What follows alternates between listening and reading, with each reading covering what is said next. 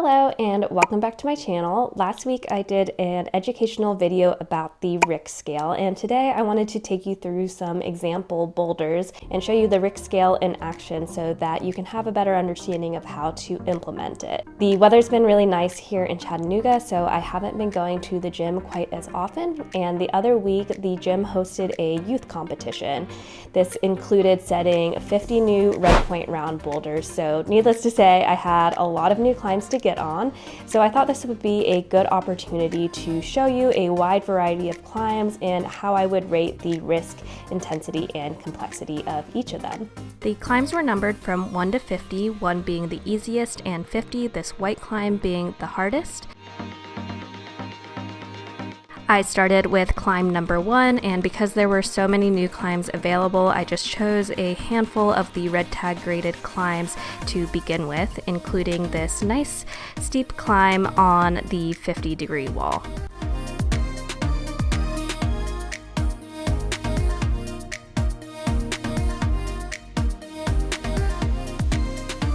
Moving on to the green tag graded climb, starting with number 11 here, I'll just take a moment to review what the RIC scale is. So RIC stands for risk, intensity, and complexity, and I'll be grading each of the upcoming climbs on their component parts using a scale of 1 to 3 for each of the components of risk, intensity, and complexity. For climb number 16 here, I would say the standout component would be intensity. The sequence was very straightforward and the moves felt fairly in control, but for someone climbing this V2 to 3 grade, just the nature of being on the steeper wall would make it more intense. Number 18 on the slab here was definitely trickier than the previous steep climb. The movement was much less straightforward, although the sequence wasn't necessarily difficult to read.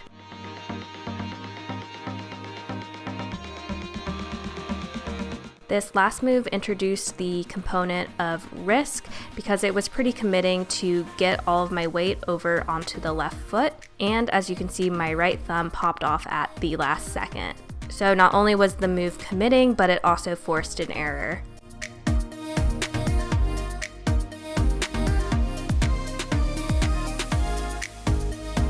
The moves weren't necessarily super physically demanding, so I would rate this climb a risk of 3, intensity of 1, and a complexity of 2. Number 19, also on the slab, definitely felt like a step up. The holds were much worse than on the previous climb, and the sequence was much more ambiguous. As you can see, I had to try a few different things before I figured out what I wanted to do.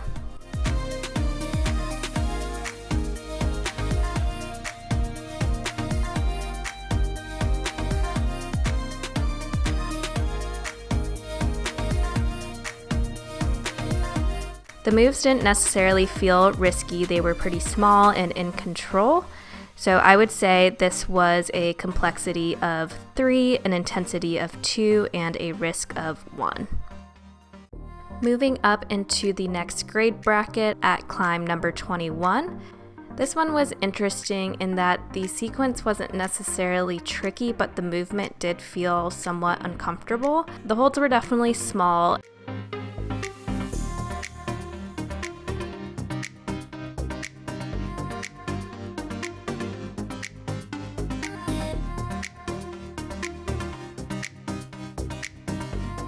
The finish match introduced a little bit of risk. It was a little bit challenging to find a comfortable position to match into, and both options felt a bit committing. But given the increase in the grade, I would put this at a mid-level intensity and risk, and then a low complexity.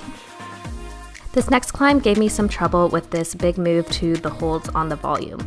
For my first try, I wanted to static it, but didn't quite have the reach. I then started trying it as a double clutch. The dyno itself wasn't necessarily super complex. There wasn't anything really complicated about the movement. The difficulty for me actually came from the physical intensity of it. The foot felt pretty low and the holds I was going to actually weren't great, so I was just having trouble both generating the power and holding the tension.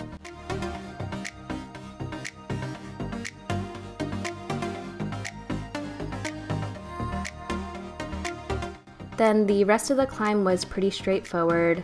The difficulty definitely came from the first move. So I would give this climb a risk of 2 because of the dyno that did force some errors, an intensity of 2 because I thought the difficulty of the dyno came from the physicality of it, and then a complexity of 1.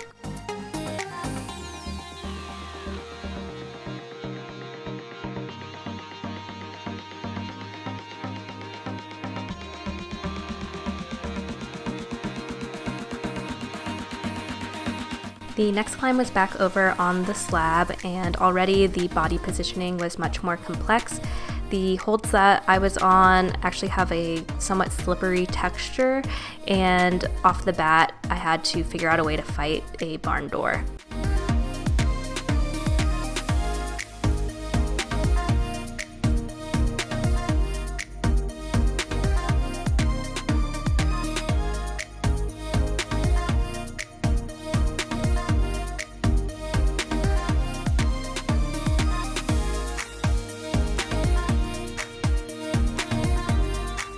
Eventually I realized I needed to get my foot over onto the volume.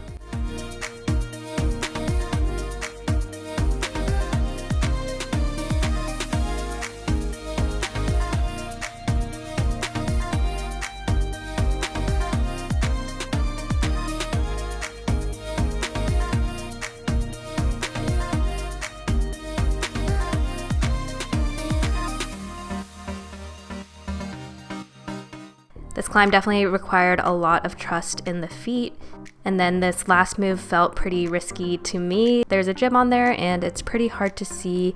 First I was lunging for the hold, but was having a difficult time holding the momentum.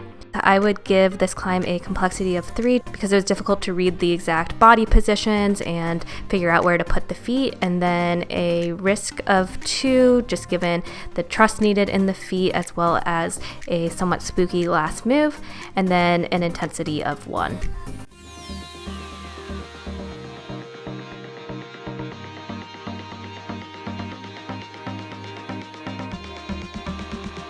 When I got back on the climb, I was able to repeat the bottom much more quickly now that I had learned it, and then was able to get into a better position to go more slowly to the finish hold.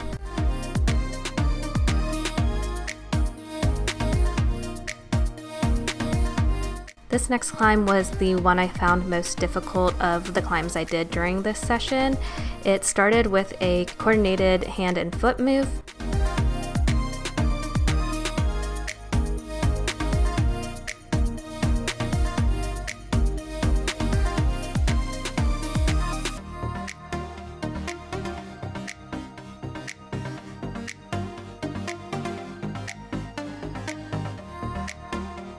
The first move took me a handful of tries to learn, and then once I stuck it is really where the boulder began. It was a little bit hard to read exactly what to do. There was the RIC which was available, but it has no texture on it.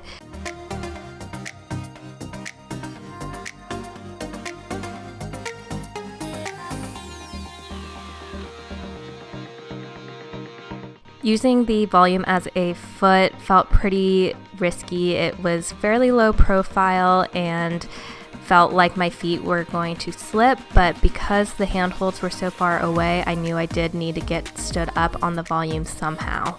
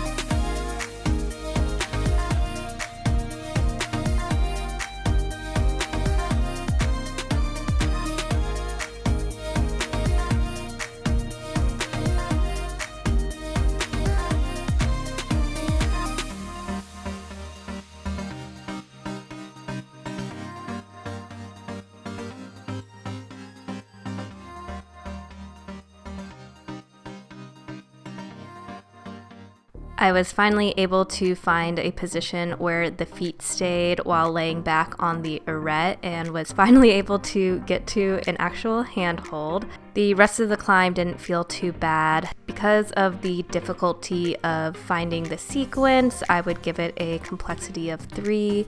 It felt very risky with the first dynamic move and then trusting a really bad volume foot, so I would give it also a risk of 3. And then the actual intensity wasn't as much of a factor, so I'd give it an intensity of 1.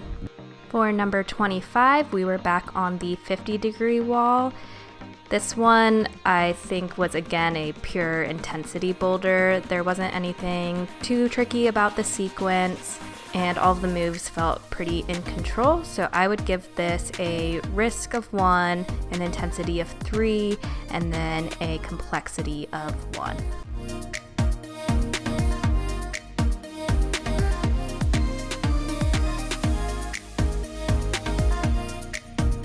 Number 26 was also on the steep 50-degree wall. This one definitely felt a bit burlier than the previous one.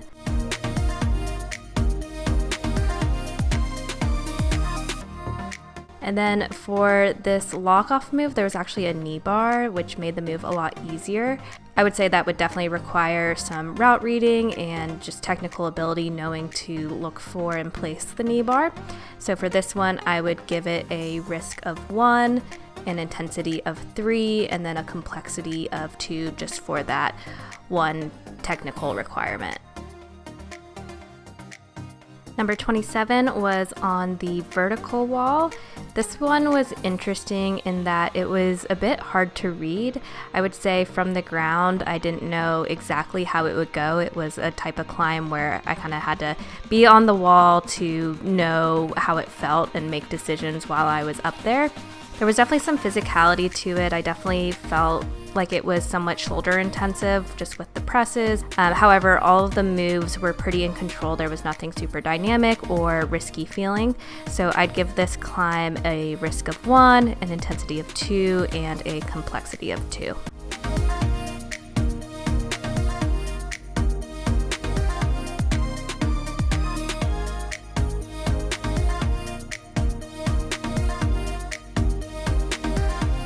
I'll just show you one video of number 28. I tried it multiple times and actually wasn't able to do this one.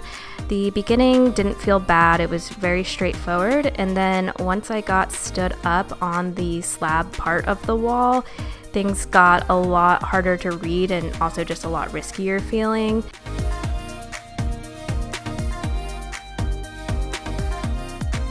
The feet were quite poor, and I believe the intended beta was to press into this not very good foothold on the volume, but I didn't feel able to get the weight off of my left foot, so I ended up bailing. But I would give this a risk of 3, an intensity of 1, and a complexity of 3.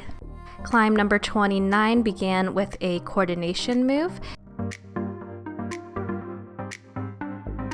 It took me a couple of tries to get the movement down, but then once I learned it, it actually wasn't too bad. The rest of the climb was a little bit hard to read from the ground, but once I was on the wall, I was able to kind of figure my way out through the positions.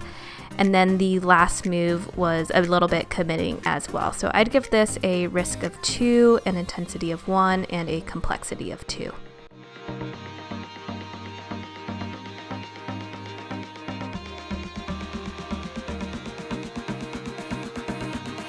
Number 30 was the last climb I got on for the day. This climb definitely took more route reading than the other steep climbs did, but intensity was for sure still the highlighted factor here. This one I would give a risk of 1, an intensity of 3, and a complexity of 2.